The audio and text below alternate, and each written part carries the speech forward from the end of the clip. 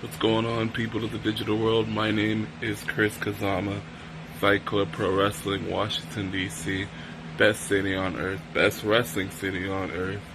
And right now, you're laying down on the mat looking up at the lights, listening to the 3 Count podcast. That's right. Don't kick out. Stay tuned. I knew that she raised one. All of your hate won't change now. So this will be kind of something different that we're going to try, but why not? Because we can make all those errors right here. So I'm your host, Clifford Red Dog Miller. With me is the Showtime, Jeremy Grimes. You know, the man who deserves the EGOT and the Razzie and the Nickelodeon Kids' Choice Award. All the cool awards that, only some of us can only wish to have. So what's up, man? How you been? I'm here. I hear that, man. It's been such a long day. And it feels like sometimes it's just going to get longer. But we have more important things we got to talk about besides our boring lives. So let's talk about what happened yesterday. Impact had its second night of emergence. It was pretty cool. But we kicked off with Eddie Edwards versus RVD. If Damien was on, the supervillain, he would shit all over this match. Hates Rob Van Dam with a passion. But in this match, Eddie did come out with the Boston Knee Party. Although, to be honest, I wasn't really feeling the match. Felt like it was kind of sloppy. It just, I don't know, man. Just wasn't really digging on it. After the match, Eric Young then attacked Eddie and kind of just ended the segment. Then we got Rhino as he challenged Reno Scum to a tag match. They wanted to hashtag Heat for Impact, so Rhino's like really trying to push that. Next up, we find out that Eddie and Eric Young were going to have a match next week, so I'm excited for that. Raju, he came out and talked about how he was never given opportunities, he was always overlooked, and now he himself is going to be given opportunities to future people wanting to challenge for his, Impact X Division Championship. Next match we had up. Sign me up. Right? I know. I feel like if you're going to open that up, everybody should be able to. We should be able to get in there. Where do I send my resume?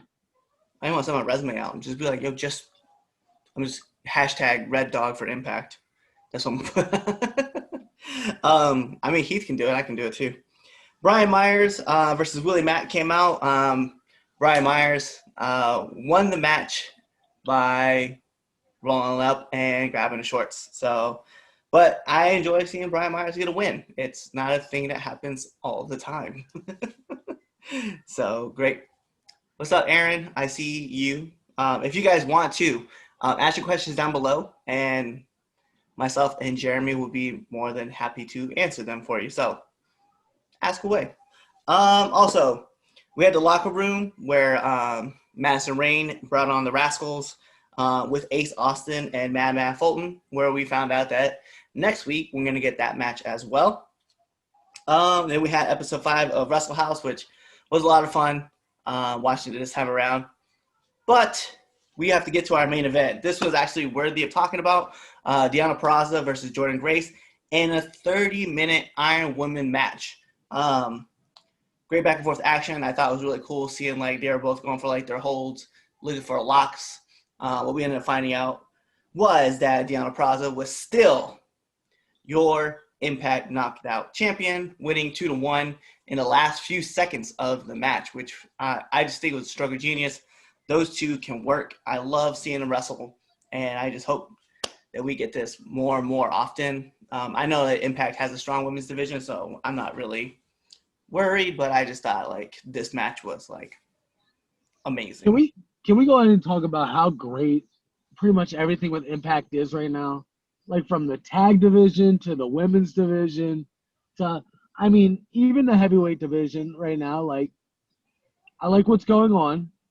You got EC3 and Moose, you got Eddie Edwards and Eric Young. I absolutely love Eddie Edwards' finish name, but I don't think the move is a finish. It's a shiny wizard. I know. Cool. Boston Knee Party. I like it. I like the name of it, but I don't know, man. Last night, it was a step back for me, man, because I've seen Eddie work and I've seen like what he's able to do, and I was like, yo, I'm like really into it. But this time around, man, I was just like, yeah, this match just kind of like it didn't. Maybe because like they've set the bar up so high, like this match just wasn't there, and I was like, I still think Ace Austin should be the champion. yeah. Oh. Hey, so if you're wondering, you guys can still ask your questions in the chat rooms. We are here to just kind of like BS. That's what we're here for. So we just want to hear what you guys got to say to us. As far as Impact goes, yeah, I like Ace. Ace is really cool. I definitely feel like as a heel, like he's definitely got like the right kind of swag to hold the championship. And then there's Jeremy. I mean, I just think the heel should have it, and the babyface should chase. There should always be a chase. Yeah, I agree. I kind of felt like, yeah, with the match too, I felt like that should have been a thing. And then you have Eddie chase after Ace. Had that wrapped up at Bound for Glory. I feel like there's been a lot of good stories at Bound for Glory that come around too. I really kind of want to see where everybody goes. I just want another matchup with the Motor City Machine Guns in the North. I want to see. I'd like to see Ace and Madman versus Motor City Machine Guns for the titles, and I want to see TJP versus Rohit for the X division. They did Chris Bay dirty, so I'm not going to talk about that division right now.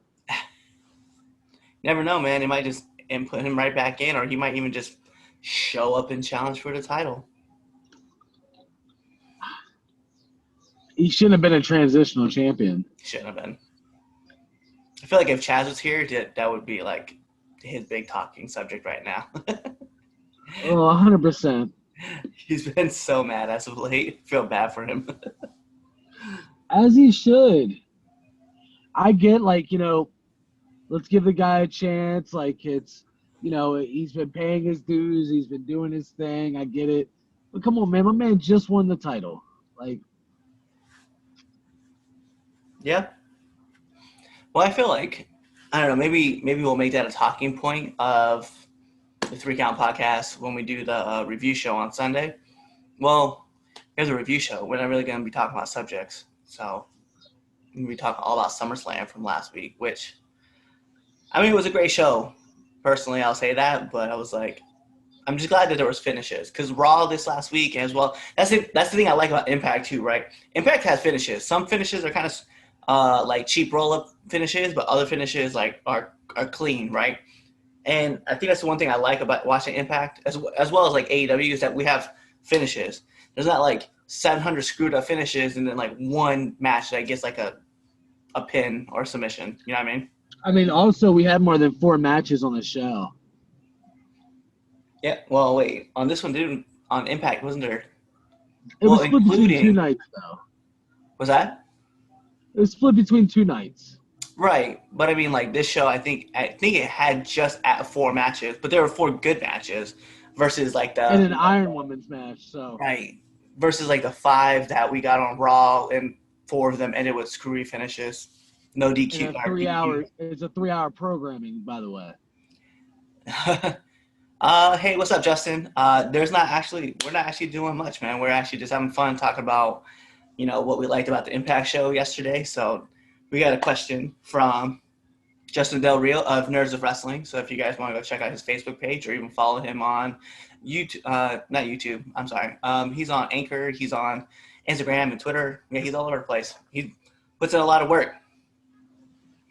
But yeah, so it's crazy to think like Impact is all like, I love the fact that Impact is all about like delivering good stories, because when I look back at Raw, man, I'm like, why do you have 3 hours and you can't find a structure that works for it, and it's just all over the place? Like, I get we can ultimately blame the old man and be like, it's your fault, but SmackDown has to get signed off, and I feel like SmackDown has like a pretty consistent message to the whole show. You see, the thing is, Impact focuses on the wrestling. You know, let's bring up a hot subject since you brought up SmackDown. You know, we'll just go a little off the rails here. We'll talk about all wrestling. Why not? It's National Dog Day, Um, by the way. how did you? What's up, Duke? This man eats anything, Everything. everything. So, talking smack. What are your thoughts of talking smack? Because you know I'm a big Miz fan, but I have to disagree with him, like 100%. The Miz came from the real world. He was already like a TV sensation. He was like, I guess you could say internet sensation because like I guess it's whenever internet was first starting. But he was in the real world. He won it like 3 times. He was a mainstay on there, and he just so happened to say he wanted to wrestle. So it comes to wrestling. Obviously, no one likes him because he didn't take the hard, like paying the dues route like everybody else did, which is a lot different nowadays because you get athletes and like from different sports, you get like actors and actresses getting into the business, you know, just because of their name and everything. But I disagree. I believe the Miz did have to work hard for some of it, but he did not have to work nearly as hard as Kofi did.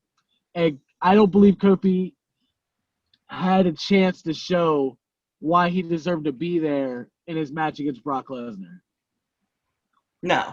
I think, my biggest problem, I guess, my biggest problem wasn't the fact that Miz, like, just came in off the real world, because he still had to go, like, he went through Tough Enough, you know what I mean? And, like, Right. he earned his battered and bruises. He's earned his ass whoopings, right? And I disagree with that.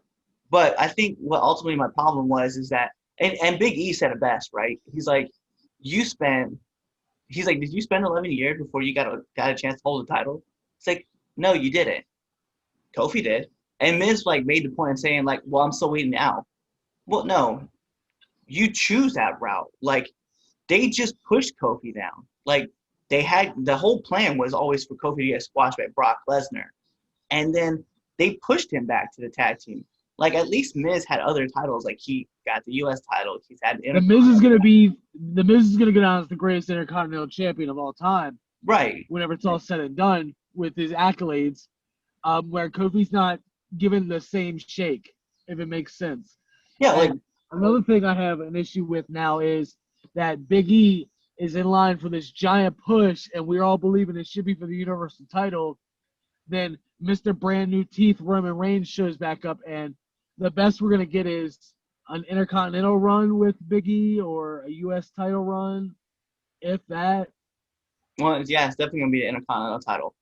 Like, there's no doubt. Like, I have a feeling that Jeff's going to drop the title to, like, somebody for a screwy finish, and Big E's going to have to be the one that comes in and gets it done. I have a problem with – my biggest problem is that someone like Big E is very talented, should be getting pushed to the moon. You know, Kofi, obviously, he's been a main event player for, like, the longest time, and then they just pushed him in the tag division. It's like, but the top isn't that filled. Like, there's not that many credible people up there. Like, your strong baby faces, like, Roman apparently is coming back as a heel. Braun is a heel. And The Fiend is a heel. But you're trying to make it seem like The Fiend is, like, going to be a tweener. But you don't have a baby face up there. You don't have a strong baby face. And Kofi's that guy. Like, Kofi does everything well for you. Like, I don't understand, like, why we treat him like he's a B-plus player, because he's not. The fans love the relatableness of a Daniel Bryan or a Kofi Kingston. Like, guys that, you know, they look like they could be your average everyday guy. They're not built like your 80s WWF wrestler. You know, they're not built like, you know, Strowman and Roman and all them. You know, they're built like, you know, and this is not a knock at them at all because they're all extremely talented, but if they were wearing regular street clothes, they would look like normal people. You know, they're not giants. They're not, you know, standing over top of people. And that's what people like they like that underdog story. They like that, the something they can relate to. Like, I can't relate to Roman Reigns. I'm not Samoan. I don't have long hair. You know, I'm not 285 jacked. You know, I'm an average guy, average height. I'm more relatable to Daniel Bryan than I ever would be Roman Reigns. Well, it's like the idea that, like, Vince really loves those larger-than-life superstars. Those guys, like, he could really, like, put his, like like everything into, right? Like your John Cena's, your Rock, Austin, Hogan, right? Like he will bet it all on those guys because he trusts those guys. Like whereas like, and you're right. Like I personally like I feel like I can relate to like Miz and to Rey Mysterio to those because like they're like my size. Like I'm like their height and like around their size and stuff. And I feel like looking at those guys, like I like watching those guys because they're always gonna be the underdog, and I'm always about the underdog story. Whereas you see someone like Roman, and mind you, I'm excited to see Roman come back. I just don't know if like I guess I don't know for someone like him, I guess now you can insert him into that main event role because we've been. I mean, the dirt sheets are already saying he's gonna beat the Fiend at Payback, so the Fiend's held the title for a week. And I think if you beat, the problem is I don't want the Fiend to take the pin. I don't care if Braun takes the pin. And that's like the problem, right? Is that Braun ultimately is the new Big Show. And like he's just gonna be the guy that has to take the fall whenever. So you're either like the really, really big guy who has to take the fall, or you're the little guy who takes the fall. You're never gonna be like, I don't know. To me it's irritating. And for Kofi, like Kofi should have been in that role, man. Like Kofi, like obviously he's hurt right now, like he's not there. But to waste him at 7 seconds, bro, you put the title on him at WrestleMania, let him ride it all the way to October, and then you had him lose it in 7 seconds to Brock Lesnar. A squash. Go ahead. Yeah. A squash. But then you gave him more time against Brock Lesnar in the Royal Rumble, and he got to showcase what he could do a little bit more. Like it was baffling to me that like it was a like, smack in the face. Yeah. It was a smack in the face. And I was pissed about it. We can talk about Otis too. Like they had this idea that they were gonna push Otis. And then, just like Vince does with everything else, he loses interest after a week. I'll tell you what that's called. It's called dementia. You forget what you're doing. You walk in, the writers are like, cool, what we had Otis doing this week? Who? Oh, the large guy that wears a crop top. Well, let's throw Mandy Rose with him and just give him a little airtime. Not have him do anything. He can't wrestle today. Well, to be fair, Mandy was the one that pushed that storyline. That's fine. She went to Vince and pushed that storyline to get that done. That's fine. That's fine. I have no problem with the storyline itself. The problem I have is that we're going to have Otis cash in for like the U.S. title. Yeah, or the tag titles. No disrespect to the WWE Tag Team Champions or the championships, but the Money in the Bank should not be wasted on a mid-card title or a tag team title.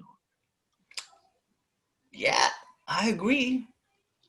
Unless they have the him Money in the catch it Bank in used on. to be this illustrious thing that they did at WrestleMania once a year, where the winner gets to go on. It has a full calendar year to challenge a champion of either brand.